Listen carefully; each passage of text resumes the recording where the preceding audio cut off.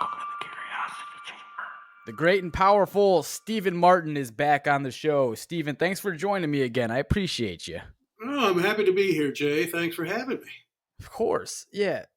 Um I want to start off like this. At night, my my mind goes insane. I think about a lot of weird things and figure this would be a good time to ask you or just kind of like present it to you and kind of get your thoughts on this if you don't mind. All right. You're like, what the hell are you about to say? So I'm thinking, like, you know how in most cases society tells us to retire when we're like around 60 years old, so like the end of our lives.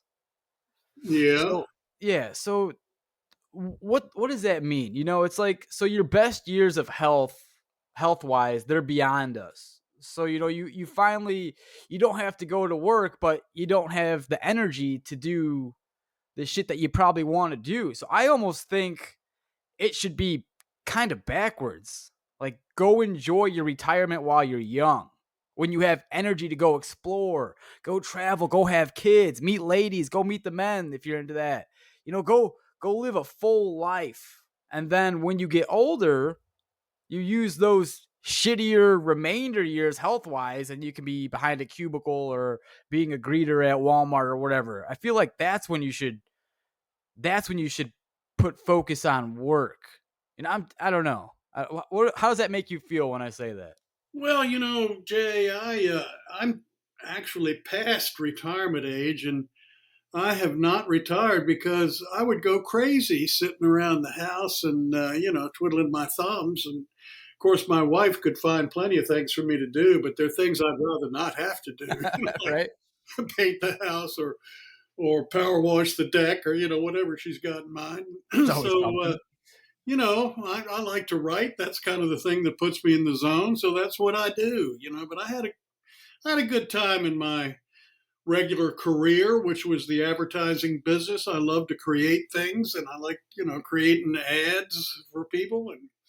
But now what I do is either I'm ghostwriting a book or I'm writing one of my under my own name and I also work a couple days a week at the hardware store here, not too far from me, where I get to see people, all the neighbors and stuff like that. So I think if you people who do retire, who was it that said retire and then expire? Because it's like they're if you're not doing anything that's important or needed anymore.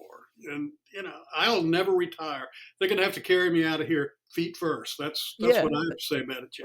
I get what you're. Yeah, I agree with you. So that's where my logic kind of comes in. Like when you get older, you should you should work, like do something.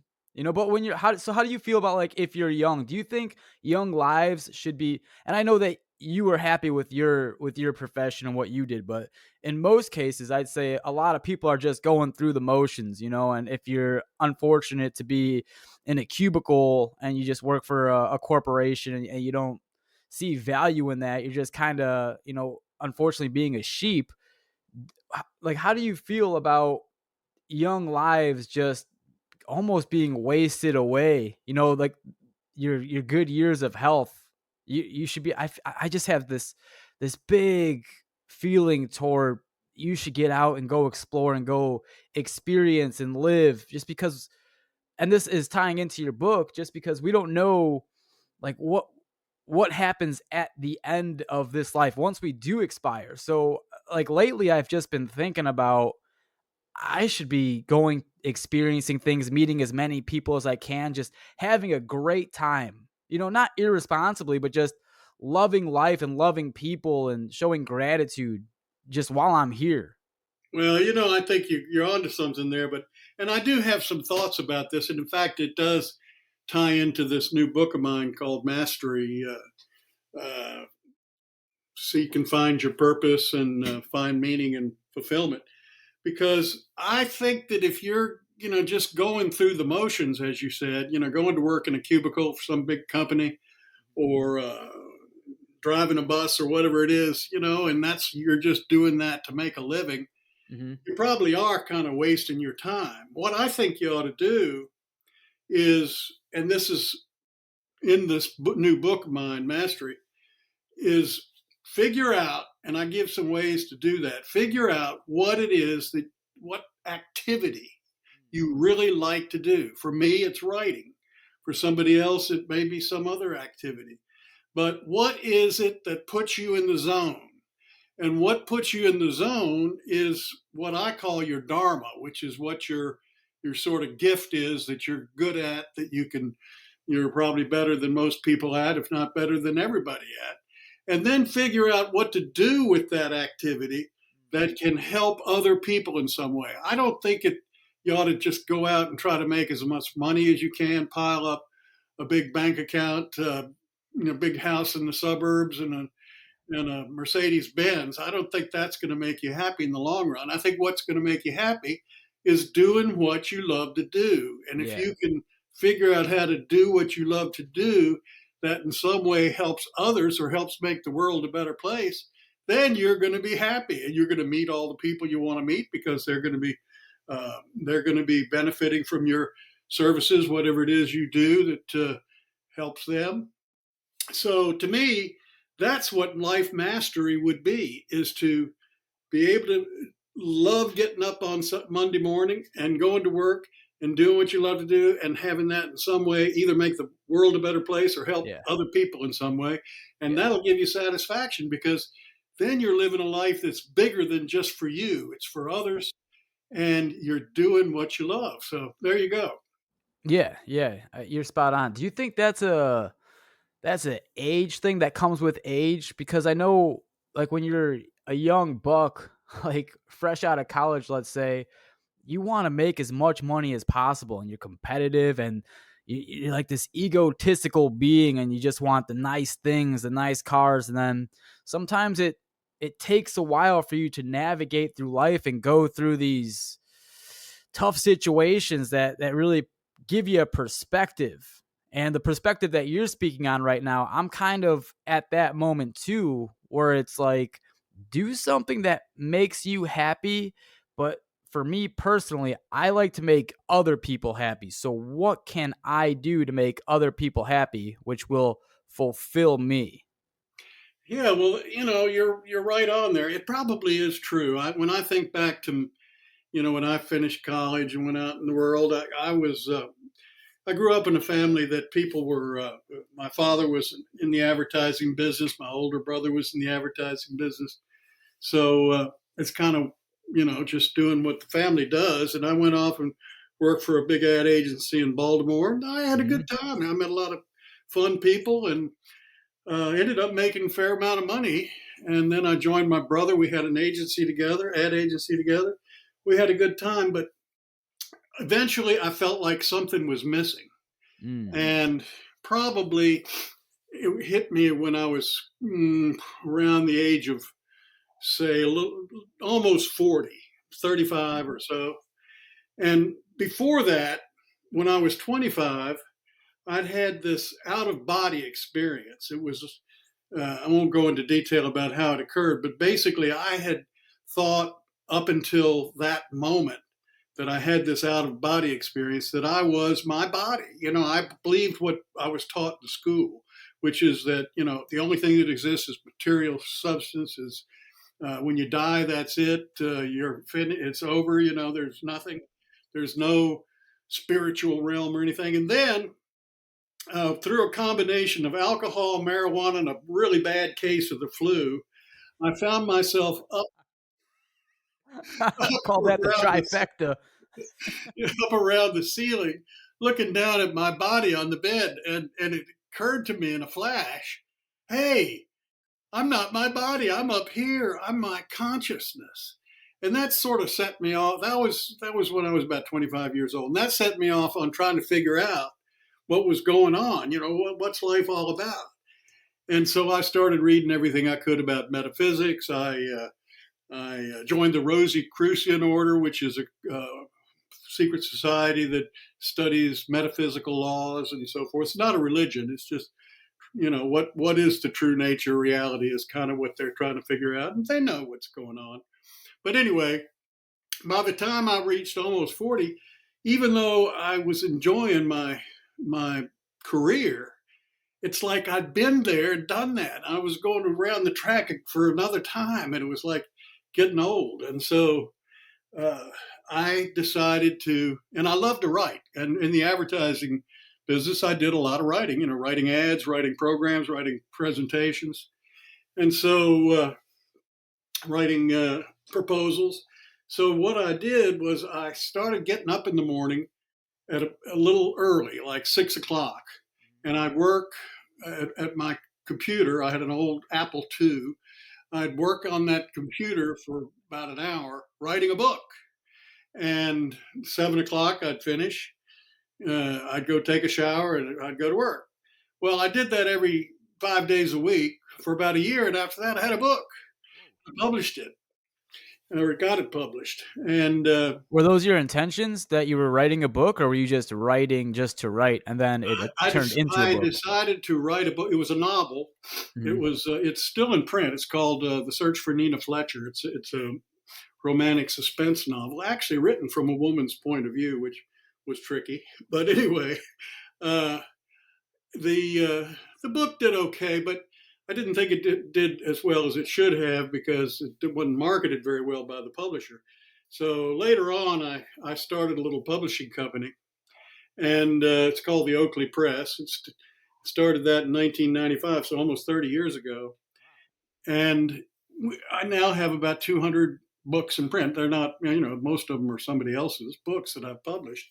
But I did that along with the advertising business for a while, and realized that what I like to do was write books, and particularly books that have to do with uh, the true nature of reality, which I believe is that we're all part of one great mind, that we're characters in that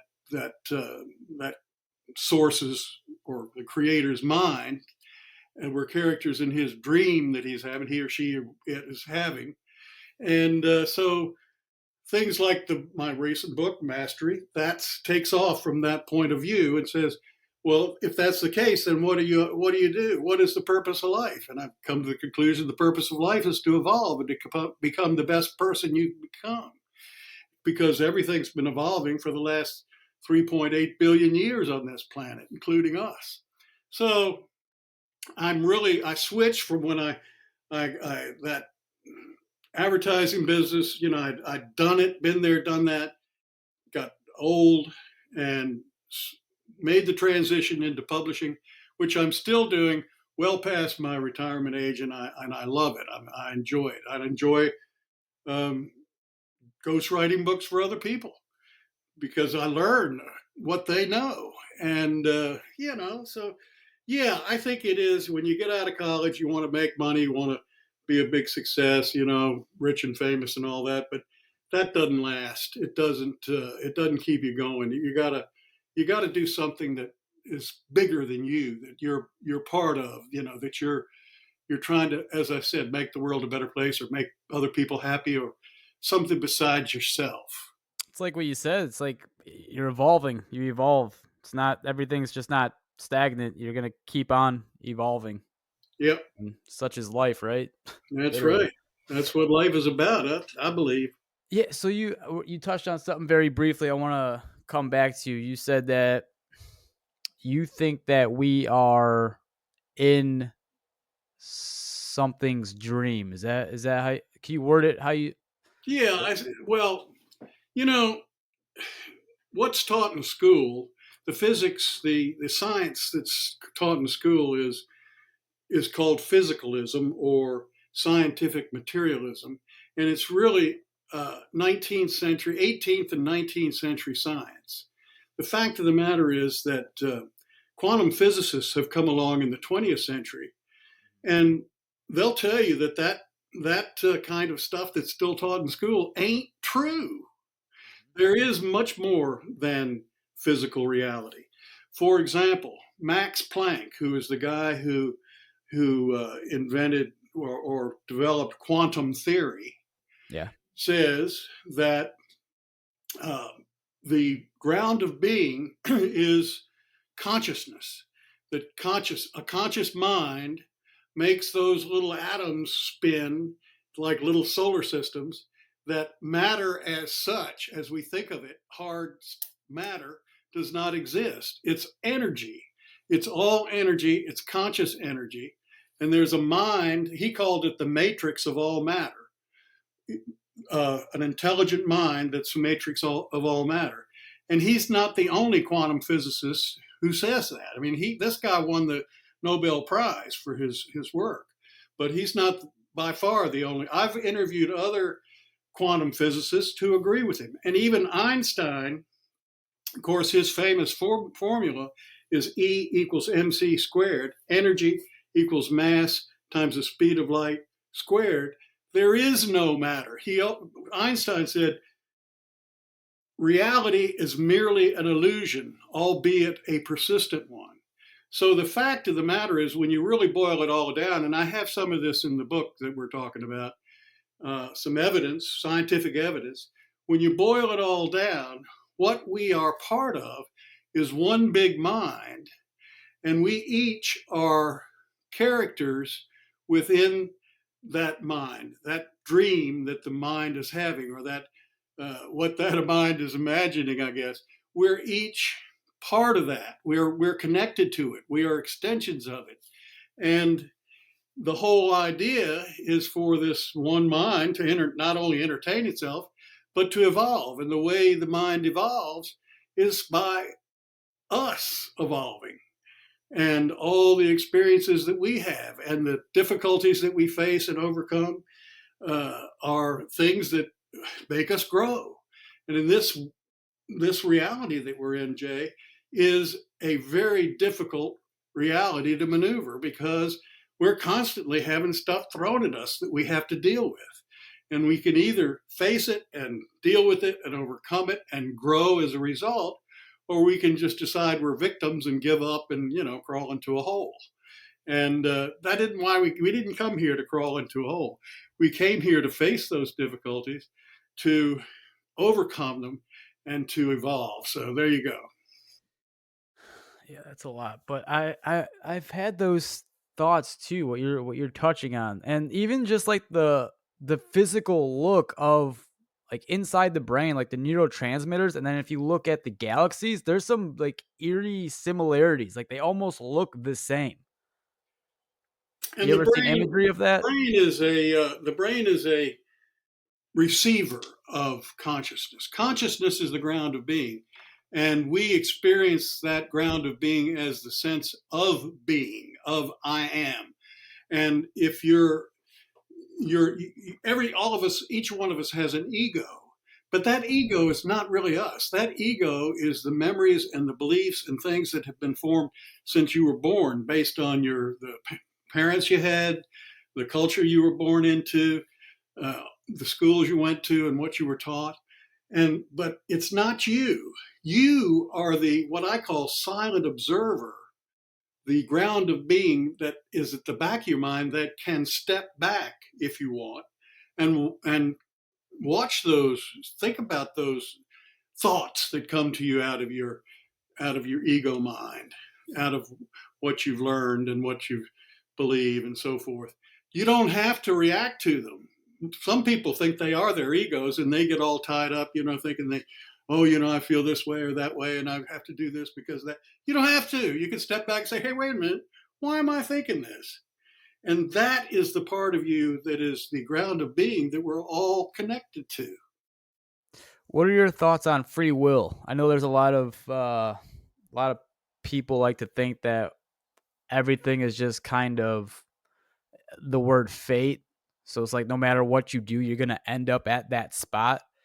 But then that kind of gets rid of free will if you believe in that. What are your thoughts Yeah, on I that? don't believe. I think some people end up where they end up because of their thoughts, and they think they're their ego, and they're not exercising their free will. What I was just talking about, that ability to step back and actually consider the thoughts that come across your mind, and take the ones you like, and don't take the ones that aren't going to do you do Yeah, you no kidding. in a good way. I Right. think you have free will. I think that's what the story of Adam and Eve is about. It's about the time in evolution when human beings developed the ability to step back and consider things, like it's called objective awareness, being able to step outside yourself and figuratively and think about yourself. What is the meaning of life? Why am I here? What do I want to do with what I've got? The animals can't do that and don't do that, but humans, and of course the story of Adam and Eve is that there's this tree of the fruit of the knowledge of good and evil, and the snake is telling Eve she ought to eat from it so she can be like God and know the difference between good and evil. Well, who is the snake? The snake's her ego. Her ego saying, hey, I can do that. Do I want to do that? Or do I want to just continue to do what my instincts are telling me to do, what God is telling me to do?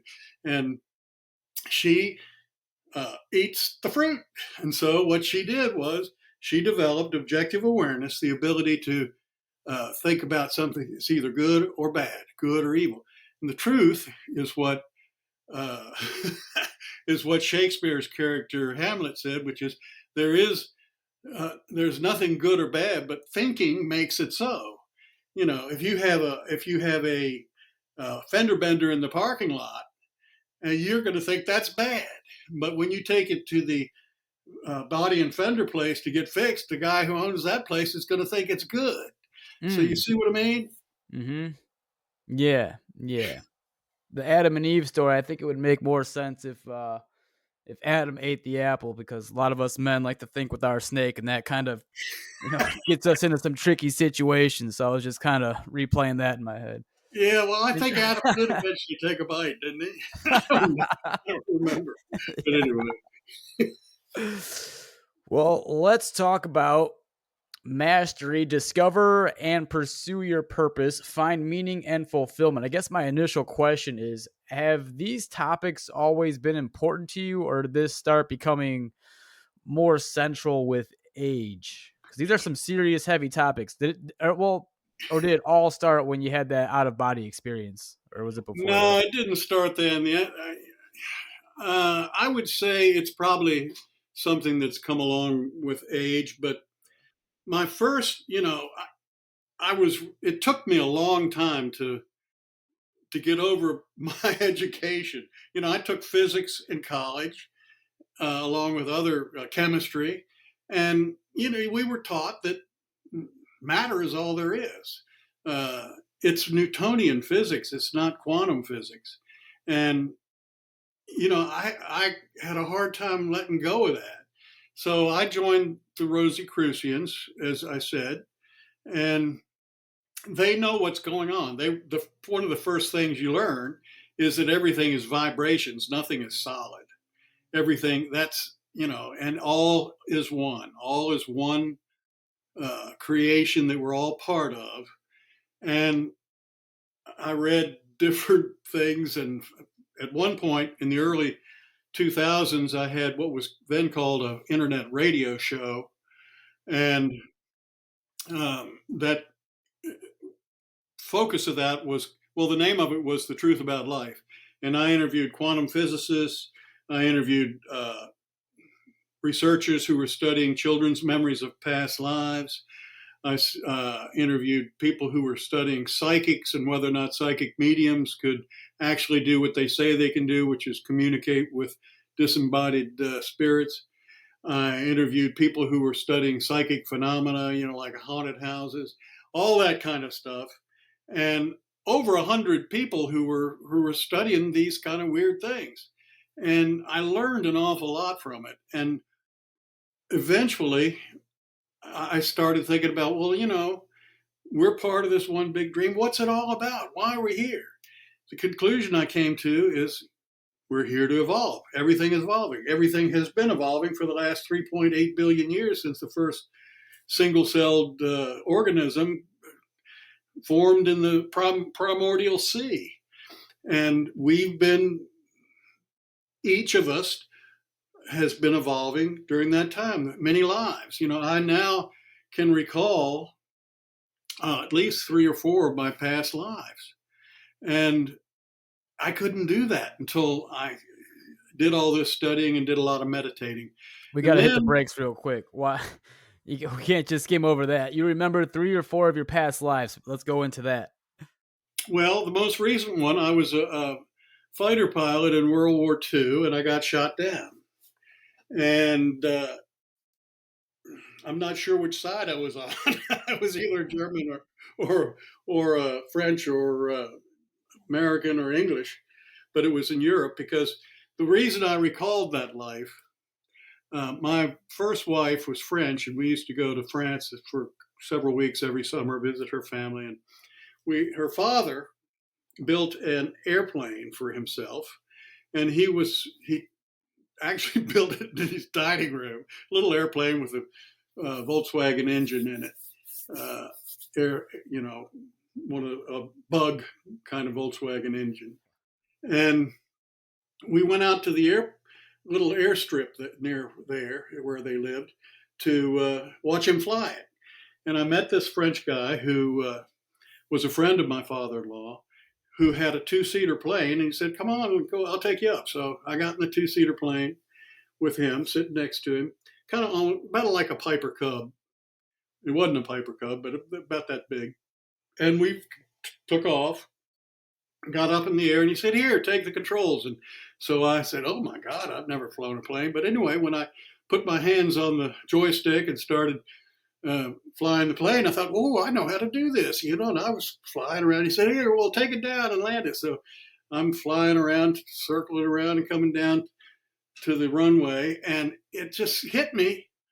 I've done this before, and this vision of being in a fighter plane and in a dogfight and getting machine gunned came to me, and that's really all I remember of that particular past life.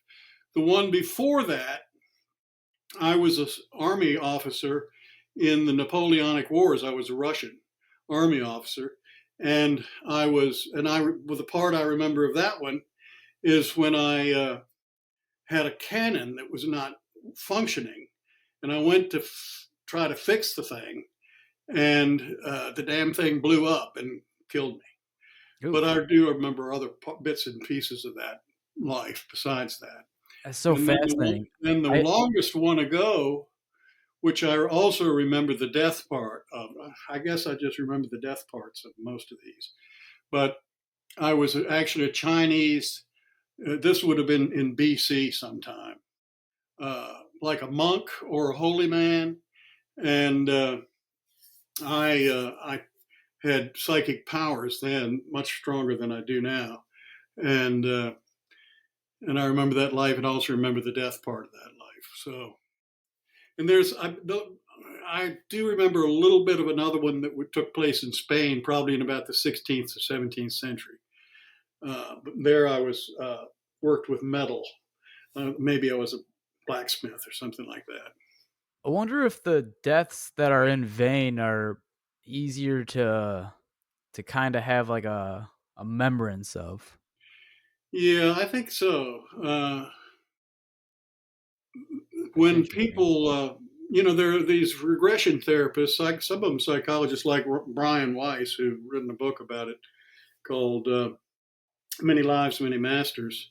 He was is still a psychiatrist, and he had a patient who had some sort of phobias, and he was regressing her with using hypnotism.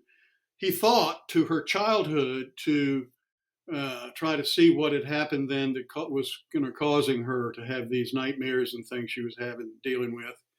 And he told her to go back to the time when this whatever it was first occurred, and she went back to a lifetime that took place 3,500 years ago.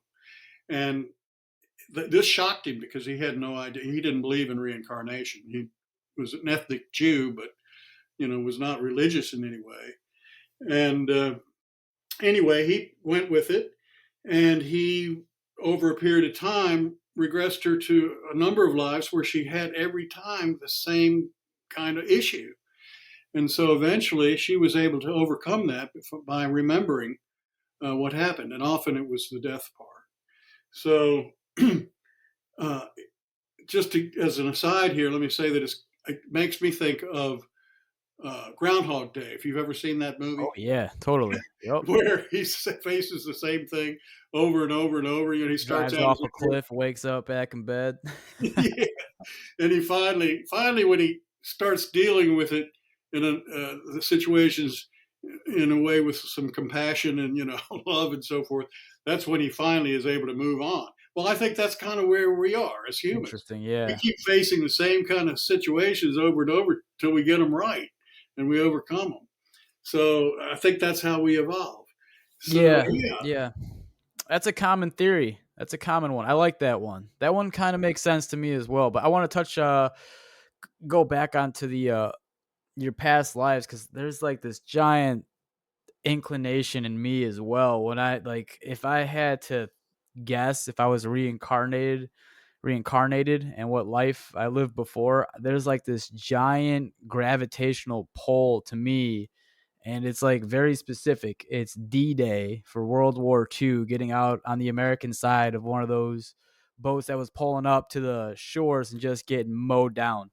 And I took acid a couple of years ago with a buddy, and we were in Florida, and we were just staring off into the woods. And I remember something just came over my mind and my body of just so much sadness for people that lost their lives, and like my brothers that were next to me, and just like their seed just died with them in that moment. We were all kids and we didn't want to be there, and like everything that could have been is not there anymore, all because we're fighting this crazy war for some, like 12 people, or like whoever's in charge. It's not like the majority of people don't want to be there fighting, is what I'm saying. And it's like, right. unfortunately, sometimes the leaders, and there's not many of them, like a handful, decide that you're expendable. So you go over here and we got to use your body as, a shield, or try to take ground with using your body. So, yeah, something just pulls at me with the military and D-Day, World War II. I like really big feelings for that. Well, there's certainly a lot of people that lost their lives in World War II, 60 million or more in just some years. Totally. So that, yeah. So when you're saying like you were like flying planes, that it almost makes sense. Like that, if everyone has a flashback like that, that's kind of like some of the era that you would imagine, because so many people lost their lives during that time. That's right. And then they came back as baby boomers. Right? Shit. Big, all at once, all these babies. Yeah. Yeah. So it makes sense to me too. Yeah. If that's how it happens, that's crazy. So what do you think happens if you fulfill your life and you do your life's duty and you evolve? What's the next step then? Like if you don't get reincarnated again? Yeah, that's a good question. And I do have some thoughts on that. Have you ever heard of the raw material? Raw is RA, raw material, the Law of One series. No.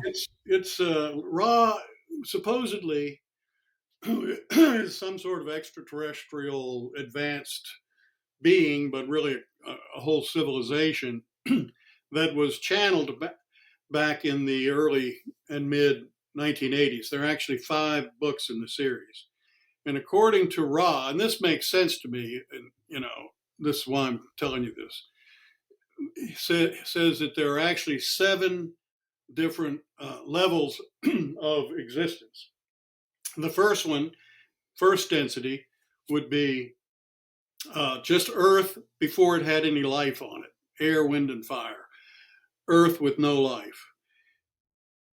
Second density is Earth with life on it in the form of plants and animals, but just plants and animals. Level 3, third density, is Earth with plants and animals and sentient beings, that's us, who have objective awareness, like Adam and Eve, who are able to think about things and step out of it, not follow just our instincts, but to have free will. Mm-hmm. And so that's level 3. And according to Ra, level 3 is where we are now. And we are, level 3 is the most difficult level of all 7 because it's where we face the most difficulties. But it's also the one where we evolve the fastest because of facing those difficulties. Level 4, which is where you're headed if you're not going to necessarily not need to come back again to learn more lessons or to settle karma or whatever reason you come back, is when we realize that we're all one, and we either go one direction or the other. One direction would be service to self. The other is service to others. And I tend to think service to others is the way I will go, and the way I think most people will, which is that we use what we're good at. And that's what I've been talking about in this book, Mastery. We use what we're good at and what we like to do to help others in some way, or to help the uh, world be a better place. And then level 5 has to do with wisdom. Level 4 is love. Level 5 is wisdom. Level 6 is some combination of all of that. And level 7 is where we return to the source, but we continue to have our own awareness, and eventually, and we become a new universe. I don't know if all of that is true, but I think the idea of going through different levels and eventually reaching a stage where we're realize that we're all one and we need to help each other. I think that's what Jesus was talking about when he talked about the kingdom of heaven. Uh, he didn't call it fourth density, but I think that's what fourth density is. So, uh, to answer your question, we're in level 3, and a lot of people are waking up and moving into level 4. Edgar Casey, the psychic, told some of his people asked him questions, that they had, this was probably their last incarnation. So I think could be. I don't know if it's my last one or not, but I hope it is. Because this is not a great place to be. This earth, it's Yeah, hard. I'm with you.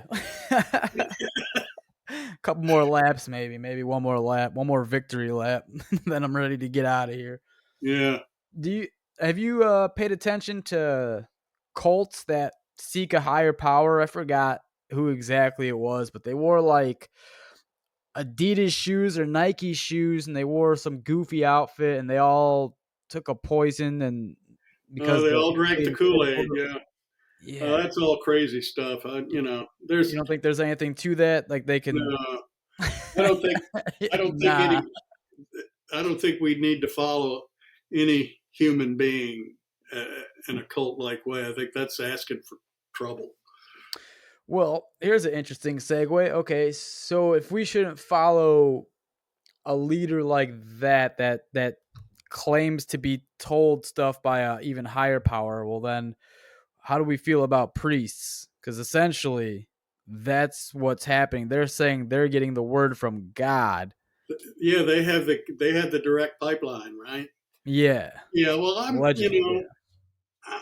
I would say I'm a follower of Jesus, because I think he knew what he was talking about, and if you really read what he said and separate it out from all the other BS that the disciples came up, people, his words were interpreted by people who lived during that time, and they believed in, sacrificing lambs and birds, and they had, knew nothing about science, let alone quantum Right. physics. Right. So, but if you just read his words, he was right on. I am the vine and you're the branches. That's, we're all one. Mm-hmm. Uh, what I'm doing is not me, but the Father. That's the source. So I think he knew what he was talking about. But we don't need a priest to interpret that for us. I mean, that, to me, that's just a power thing for the church. I agree with that as well. I agree. Yeah, it's just something weird with humans happens, right? There's like this ego trip or this power trip, or they always want to like, I know more, or I'm a chosen one, something like that. That's ego, right? If you're the chosen one, Absolutely. Jay, that's, I've brushed over it really quickly, but Ross says there are two ways to go. One is service to self, Mm. And that is the ego people who want to be in charge. They want to be the dictator who tells everybody what to do because they think they're the smartest one in the room, and they ought to be the one who's in charge. That's service to Yeah. self. Yeah. Service to others is when you realize that you're a part of the whole and you need to contribute to the whole instead of dictating to the whole. So Mhm. I don't want to incarnate on a level 4, fourth density service to self planet because that's going to be all a bunch of people who are trying to be king of the hill. I want to be. I want Shit, to we might be incarnate. there right now. Yeah, I mean, I think that's what's going on in our politics. Exactly. That's Probably what it both seems like, sides. right? It's crazy. Yeah, Yeah, I wish they can step I wish a lot of things. I wish it wasn't set up like that, you know? It's yeah. almost it sometimes it feels like a simulation about how our politics is set up. Like there's no way it's set up like this and there's so much division when we're all human beings. How can I know you probably see it clear too. I see it clear like we're all human beings. How the fuck are we all not getting along? How Really, is I there so know. much division? And like, because you're from a different country, we need to bomb you or you need to bomb us? That's insanity. I'm with you. I'm with you. I mean, but it's ego. It's that's why I'm saying you got to step. We need to learn to step back from our egos and really consider whether we're making good decisions and stuff because and it's fear. People, you know, politicians try to make us afraid, Yeah, so yeah. we'll follow them, and they have the answers, and Mhm. and so we'll do what they say because they make us afraid, but they also say, "Bro, they're going to solve our problem." So it's all a bunch of BS. Yeah. It's it's a passage as old as time, divide and conquer. Exactly. All right. So what do you think since we evolve, we keep evolving, what do you think the next step is when we're talking about like the human being? Like because AI seems to be ramping up. Do you think that we're going to become one with AI? Like we're going to start having robotic people or however that looks like. I don't know how it's going to manifest, but it seems like that's the route we decided to take as a civilization. Yeah, AI is an interesting subject, and I'm not sure that I've thought about it as much as as some other people have because I don't think a machine, I don't think a computer can become conscious. I think consciousness is the ground of being, but people who are materialists, physicalists, think that machines can become conscious because their idea of consciousness is information, and the more information and the more uh, manipulating of that information you do, eventually that machine becomes consciousless, like Mhm. Hal in 2001: Space Odyssey. I don't think that can happen because I don't. It's a machine. It's ones and zeros. It can't be. Now it can be. It can simulate a Sure. human being, and it could probably uh, be programmed to answer a lot of questions and do a lot of fantastic stuff. But Yeah. it's never going to be conscious, at least. So I just don't worry about it as much. I think it's going to replace a lot of jobs, Right. but then so has technology throughout. When I first started in business a long time ago, everybody had a secretary, and and she answered the phone and she did the typing, and now there are no secretaries. There's just you and your computer, Yeah. Yeah. and all of those secretaries were replaced by computers. Well, like factories, you know?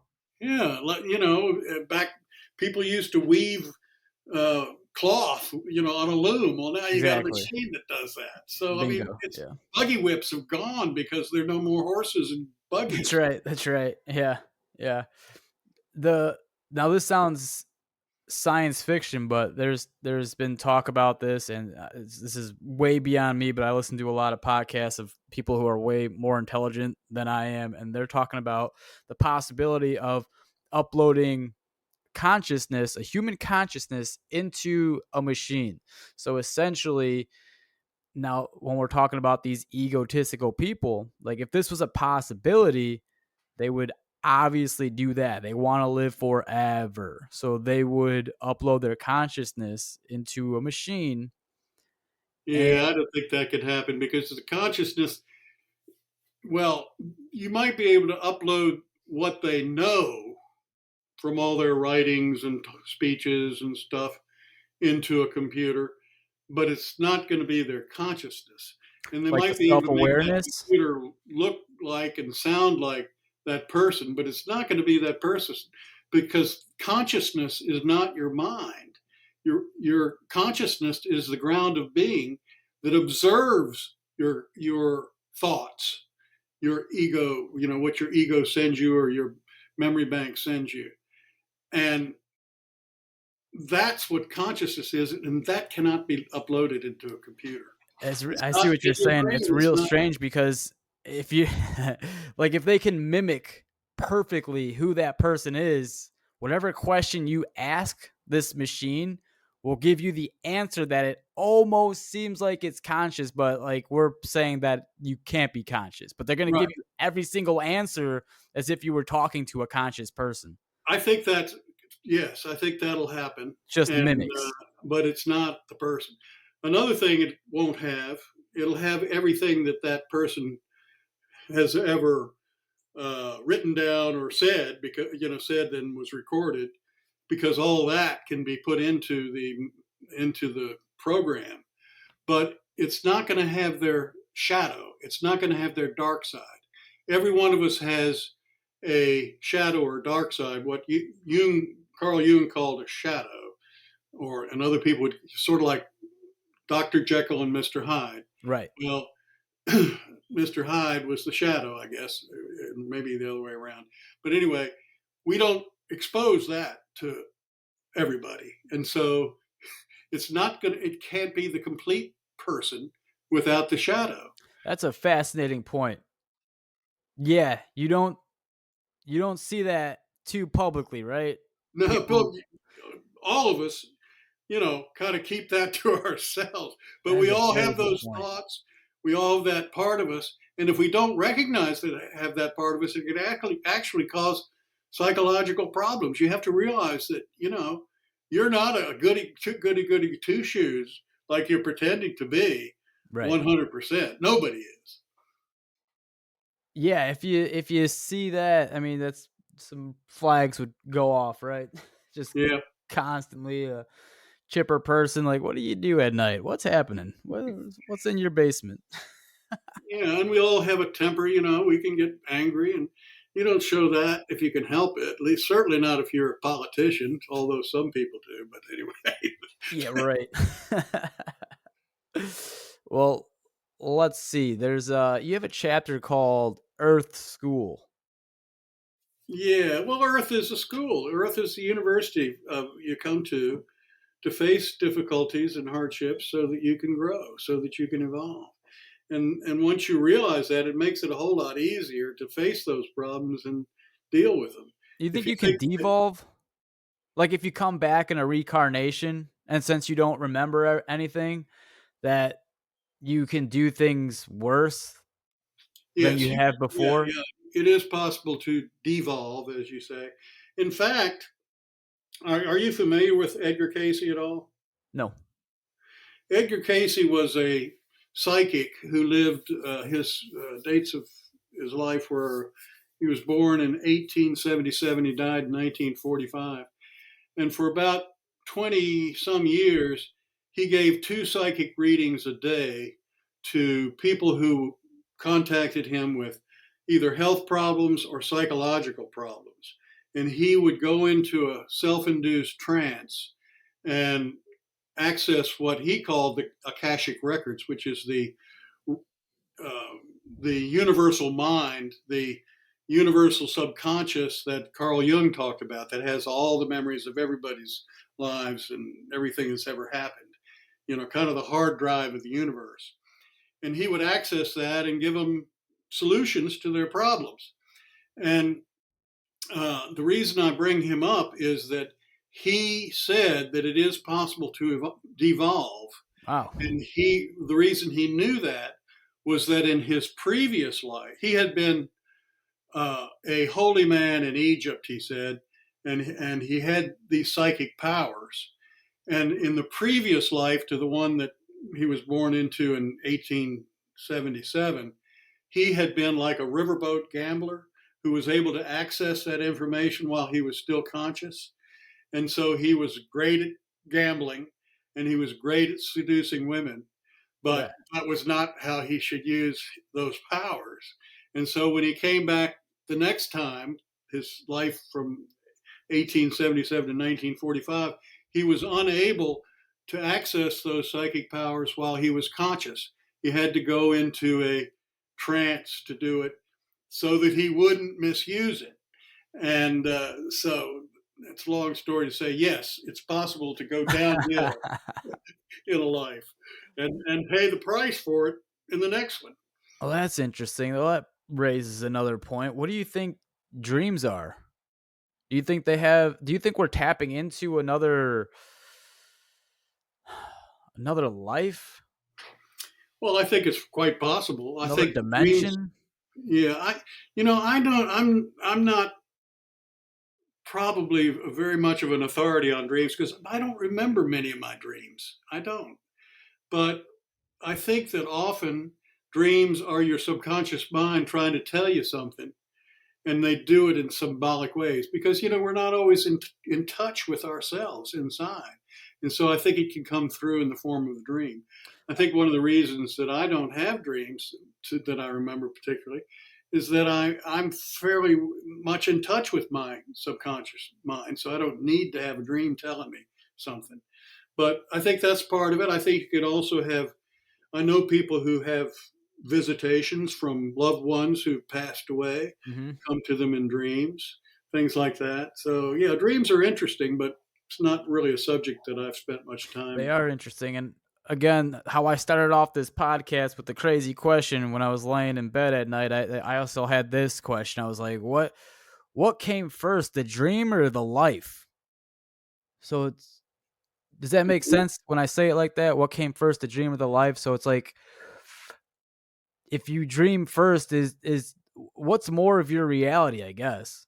Oh, well, I think If the you were way, to dream first and you woke up in your life, I don't know, it's just yeah, yeah. Well, life is, as I said, it's a dream of the creator of the source, and we're characters. And think about a dream. When you have a dream, there has to be a character in it to see, to see what's going on. And in your dreams, that character is you. In the creator's dream, you and I are the characters in the dream, and we're also connected to and part of the creator. So we're the eyes and ears of the creator. And Have you ever heard of an NPC? MP, no, what was that? What's that? So it's like Nancy, Paul, Carrie, NPC. It's a terminology that gamers use. It means non-player character, so it's Oh not yeah. the main character. So a lot of people are saying like, "Are you the main character in life, or are you just an NPC?" So are you the bartender or are you the person at the Exactly. pub? Yeah, you get it. Yeah. So sometimes I'll be like roaming through life. I'm like, this it just makes life more complicated. I mean, I guess Yeah. does it really matter? I don't Well, know. I don't know.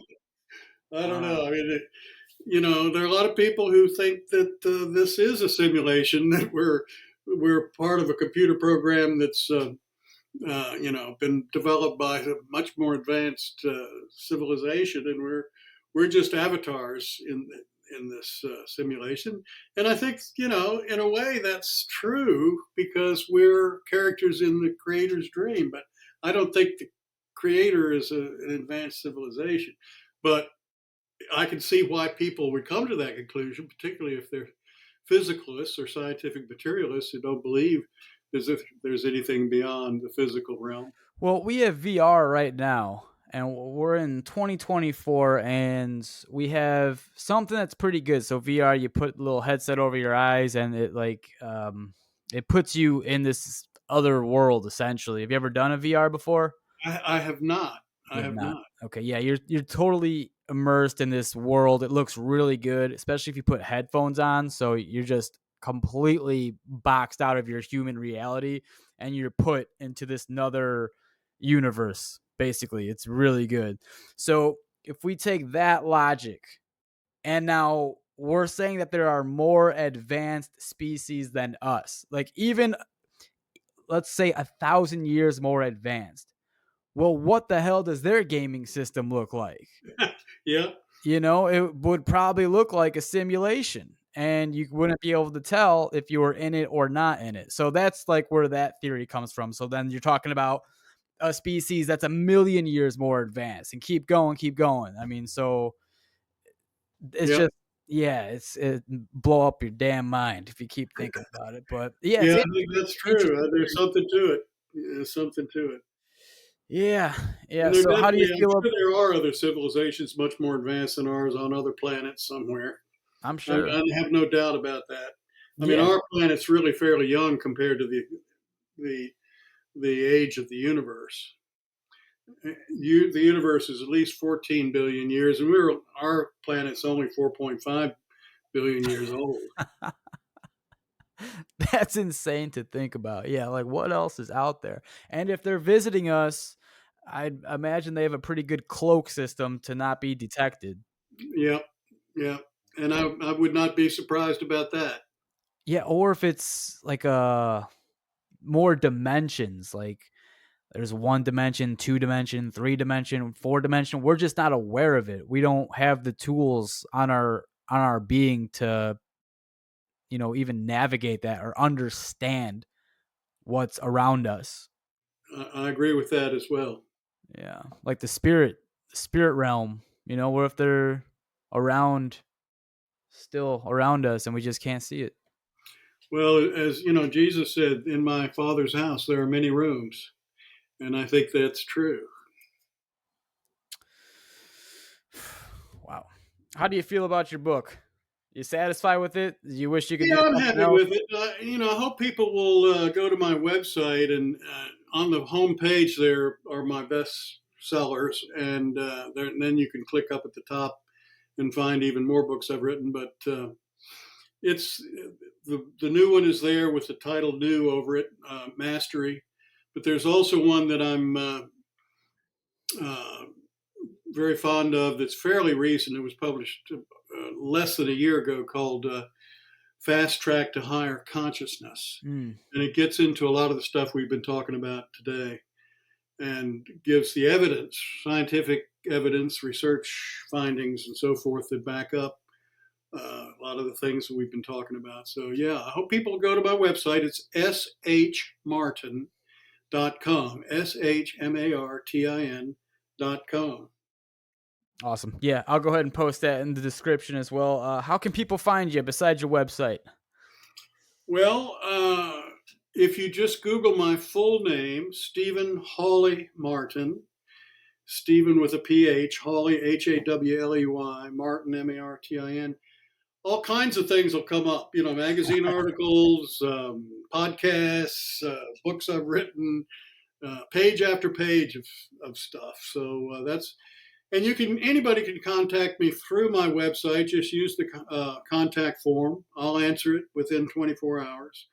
There's also my business website, which is oakleypress.com. And Oakley is spelled a little differently than usual. It's Oaklea, and then Press. Oaklea, Press.com. So get in touch with me. Yeah, you're a cool guy, man. I love when you come on the podcast. We could just always chat, and I love these chats. I love them just because it's what life is. It's what Yep. life is. There's so many questions to be asked, and I just kind of like going through these. I don't even know, man. Just these crazy observations, and I didn't know that you had prior knowledge to living other lives. That was interesting. Yep. I mean, we Yeah. talked before, but you never mentioned that. Yeah.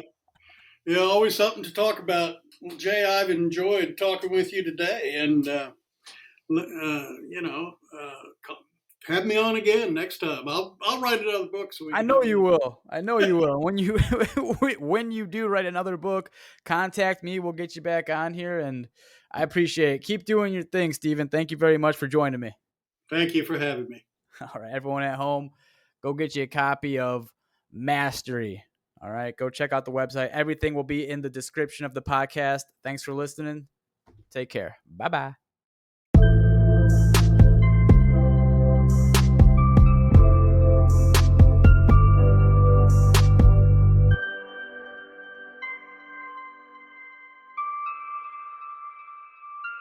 Welcome to the Curiosity Chamber.